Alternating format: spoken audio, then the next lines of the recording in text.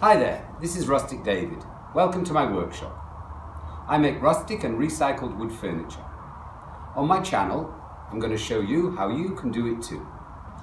In this video, I'm going to show you how you can make a cupboard using some old pallet wood or whatever boards you happen to have lying around. These are narrow boards, so the cupboard couldn't be very deep if I was using these boards, so I'm going to need to join them together to make a deeper cupboard.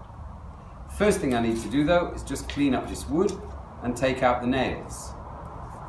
Some of the tools you're going to need for this project: a claw hammer, a tape measure, a square 90-degree angle, something to cut the wood with, a handsaw. If you have a chop saw, you're lucky. If you've got a table saw, you're probably not watching this video. But yeah, you're going to need something to cut the wood with, like a saw, and some nails. So let's get into it. I'm just going to mark out the sizes of the boards I need. Now, I don't actually have any purpose for this box I'm building, it's just for the video. So I'm just taking the best I can get out of these boards. They're split at the ends, so I'm getting out the maximum material that I can. Now, if you don't feel very confident using a handsaw and you don't have any other way to cut the material, so there's other videos of mine, you can check them out. That's how to saw wood straight with a handsaw.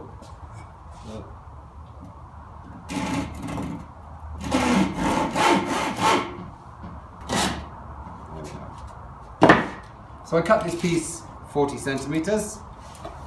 So take my pencil, my meter, tape measure,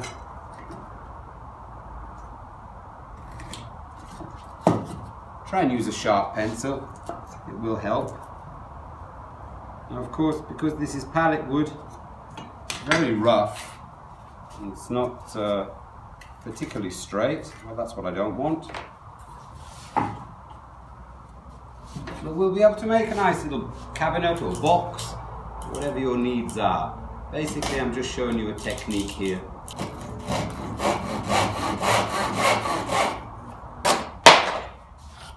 This end's not very straight, so I'm going to straighten it up and then take my measurement from there.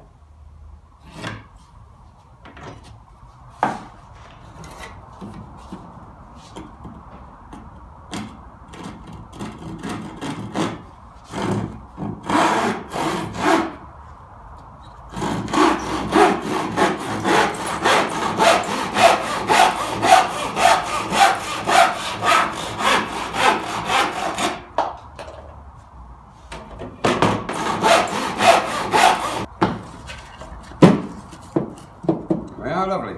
So we've got 4 boards the same length, and they'll make 2 sides of our cupboard. I'm going to cut up the rest of the wood now, and I'll get back in a minute. Okay, so now I've got all of my wood cut to size.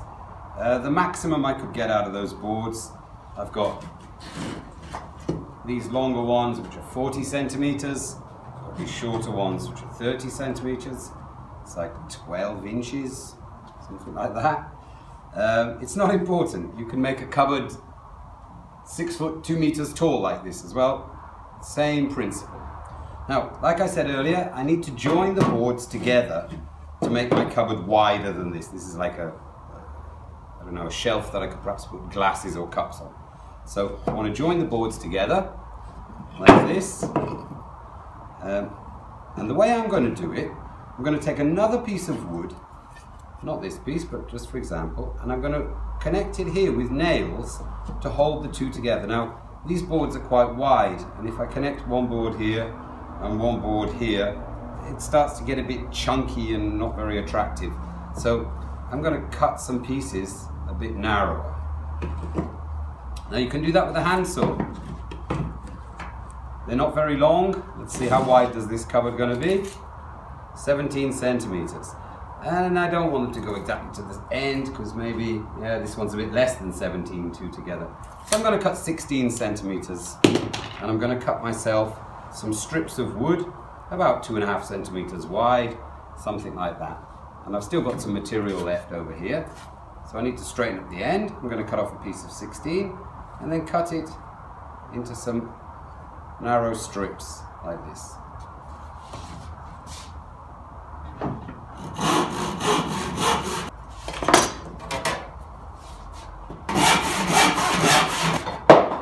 So here's my piece, and I'm going to need 1, 2, 3, 4, 5, 6, 7, 8 pieces. What have I got here? 8 centimeters. I could cut it 2 centimeters wide, but I feel that's a bit narrow. So if I divide it by 3, I can get 2.5 centimeters. Yeah, that's great. So I'll get 3 out of here, and I'll have to cut a few more to make sure I've got enough. Now to mark that 2.5 centimeters, I can use some measuring thing, like a tape measure or a square. And now I can just use my finger as a guide on the edge like this, put my pencil on the mark and just make a line like so. Now I don't want to complicate matters, I'm trying to keep this as simple as I can, but just for your information, there are saws. Most of the saws you buy in the stores today, they're sharpened in a way that will cut along the grain and across the grain. They're not a master of any. This saw, it's a traditional Western cross-cut saw, so it's actually made for cross-cutting. But for the video I'm going to use it to rip. Rip cut is cutting along the grain. So I'm going to use this saw for ripping. I've got rip saws up there on the wall, but I just want to keep it simple so that nobody thinks, oh, I can't do that because I don't have the right equipment. You can do it with whatever saw you've got. At a push, you can do it with an axe and just sand it straight afterwards. You've got a straight edge here. Okay? So but we're going to do it with a saw. I could do it with a chisel. Should we do one with a chisel just to show you? Let's do one with a chisel. So there's the line.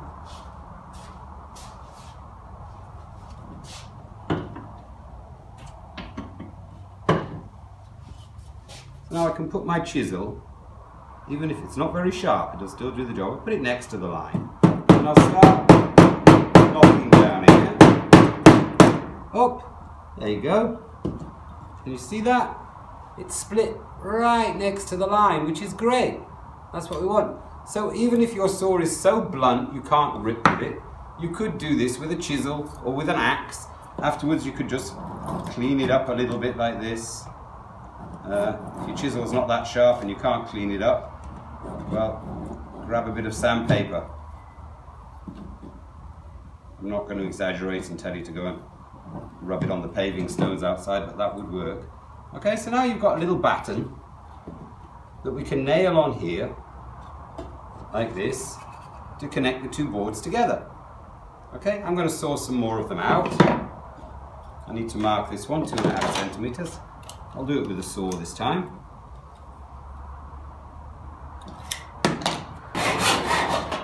Like this. There we are. So now I've got another little batten. I can connect that one there. And I'm going to put the straight edge down. Okay? So I'm just going to make a couple more of those.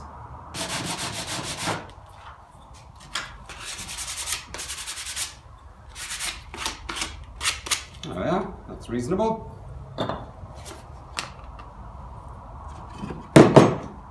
Okay. So I've got the top and the bottom for my cupboard. I've got a left side and a right side, and all of these are going to stand up something like this. Now you might ask, okay, why did he put it on the end of these? Can you see that? Why did I put it here and not here on top? Well, the reason being, if I've got nails coming underneath holding all this together, the nails can get pulled out with the weight of the objects in the cupboard and the bottom will fall off. If it's connected from the side like this, you have to cut the nails for the bottom to fall off. So I decided to connect it this way because I think that's much stronger. But still, if I connect this one to this with a nail, I'm going to have two halves of a cupboard. So now it's time to take those little battens, or whatever you wish to call them, and start to connect my sides together like this. So these two, I can connect them flush with the end. And these, I'm going to need to connect them the width of two pieces from the end, so that afterwards it can fit in there like that and everything will come together. Okay, so now I'm going to start nailing all this. I'm using nails, yeah, because I think if you're a total beginner and maybe you've got a saw, maybe you've got a hammer and some nails, you can do it. Okay, so don't let lack of tools stop you. Now you could do this with screws, but then you've got to drill holes, so you need a drill and you need a screwdriver and you need more and more and more stuff all the time. But just to begin with, let's say we've only got a hammer and nails, so we're going to do it with a hammer and nails. Okay, now if you're not sure about knocking in nails, I've got another video, how to knock in nails, so you can go and check that one out. I'm just going to get into it now and start knocking these together. So I'm going to start with the bottoms. Now I want to make sure that they're flush at the ends. I don't want to be, just move these to one side. I don't want to be crooked like this. I want to get things flush and straight as I can before I connect them together with my little batten like this. And like I said, I cut this to 16, this is 17, and that just leaves me a little bit of slack on each end like this. Okay, it so happens that when I went to the cupboard to get some nails, this is about, well, let's see how much it is. Yeah, this is about 18 millimeters thick. And 18 millimeters and 18 millimeters is 3.6 centimeters. And I've got 4 centimeter nails in the cupboard. So my nail's going to pop out the other side. What I can do to prevent that, I can knock it at an angle, which will also make it much stronger. If one nail is locked at an angle like this and another one like this, it'll be very hard for them to pull out. Whereas if they're straight, they can pull straight out. Okay.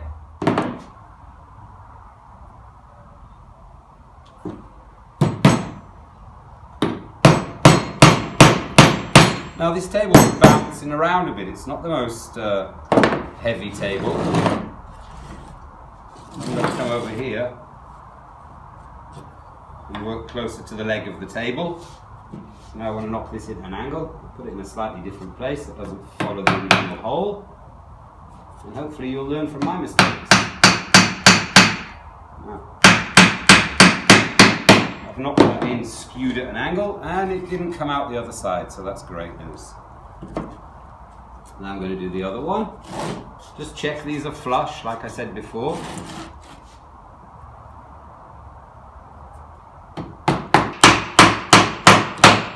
Very interesting. Okay, there we are. So that's nice and flush. I'm going to put another one on this end.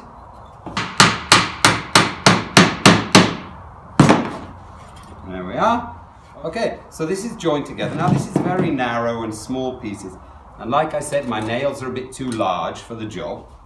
If I had some smaller nails, or if it was wider boards, I would pop a couple more nails in here, but I'm going to leave it like that. If I put too much hardware into this wood, I'm going to split it wide open, unless I had a drill to drill some holes for the nails to go through, but this is good enough for my little cupboard. Okay, I'm going to put the rest together and I'll get back. Okay, so both of these two are assembled, the top and the bottom. Now I need to assemble the side. Now if you remember, I said the bottom's going to be between the sides like this. See that? Yeah. And this piece is 2 thicknesses from the end of the board here. Okay, so I can put this here, even without this. I can just make myself a little line. Make sure everything's flush there. Do the same on the other end. Now I find it's easier to work with the real thing and not get all muddled up with numbers and tape measures and stuff like that.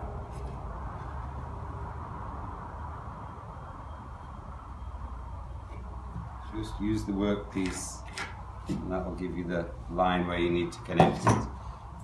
Just show you that. Okay, so now we're going to nail that onto the end of there. Just like before.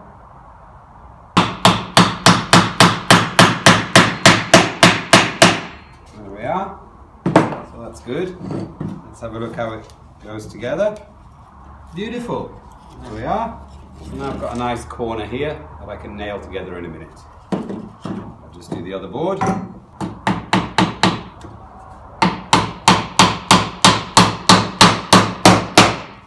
Okay. So now we've got our two sides and our top and our bottom. We need to start to assemble it all. Like we said, this is going to go on here. This is going to go on here. Now in my other video about nailing things together, you can see I use a little jig, because once you turn all this upside down like this, it gets a bit wobbly. The nail stuck there. It gets a little bit wobbly like that. So I have some jigs that I use. Now there was a lot of comments about those jigs. Oh, I need a jig to make a jig and all sorts of stuff like that. Well, you can use anything, even if you don't have a jig. You can take a drawer out of the cabinet and clamp it to the side of the drawer. Here's some other bits of pallet wood here. So I can put this bit of pallet wood here and this little bit of pallet wood here. And if you're fortunate enough to have a clamp, you can clamp that to that. And you can clamp this one to this one, like this. And now it's all stable, and I can work much happier. Put that to one side a minute. Just bring all this closer to me. Now I don't really care what's going on over that end at the moment. I'm going to pay attention here. And I want to nail this to this. Okay, now remember where your nails are here, so you don't bash into it by knocking a nail through here. Try and find another space next to it, and decide at this point where's the front of your cupboard, because this is only pallet wood, and these boards aren't all exactly the same. I see here I've got a bit of a step, and here it's nearly flush, and here on this side it's flush. I'm going to keep this as my front. Okay.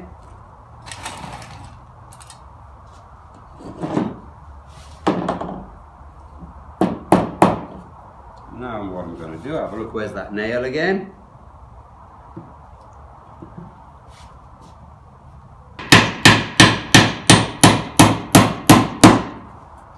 Okay. I'm going to open these clamps. And I've got something now that could even be a bench, but it would wobble a bit. You'd perhaps want to put on something to stabilize it on these sides here. And then it could be a small bench. Now, if you put a board here, that'll stop these legs from doing this, because they're only held on these nails at the moment. So if you put something like this here on the edge, it'll also make the top wider, and it'll stabilize it and stop it rocking around. It could be a toolbox. Okay, I hope you're beginning to get the idea, right? We've managed to make this thing deeper by adding these battens inside, and well, whatever your imagination. No, I don't need these chunks of wooden clamps anymore, because it's quite stable. Actually, it's very stable. And I'm going to pop that one in. You see, look, it's come open a little bit. Don't worry about it. This is not the straightest material in the world. It used to be a pallet once upon a time, and since it was a pallet, it's been lying around in the yard, in the sun and the rain. So now, I want to be flush here. This is my front now, because I flipped it over. Okay, so I want to be flush here on this corner. Have a look where my nails are. I'll put a nail about here.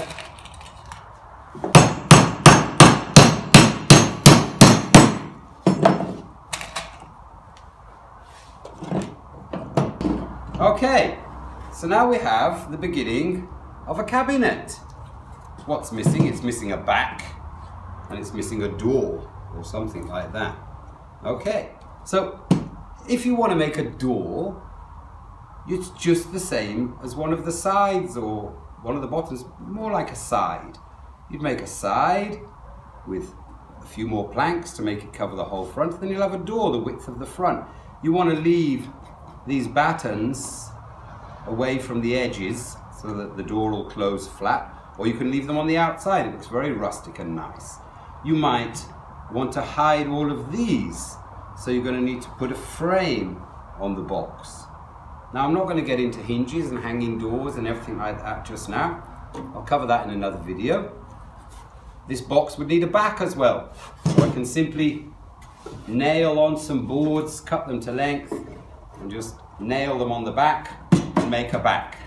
But what I wanted to cover in this video was how to make this carcass out of narrow boards.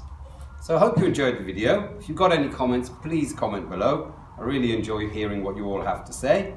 And the next video, I'm going to put on a face frame, and we're going to make a door and give it a back. Great. I hope you all enjoyed the video. All the best. Happy woodworking. Bye.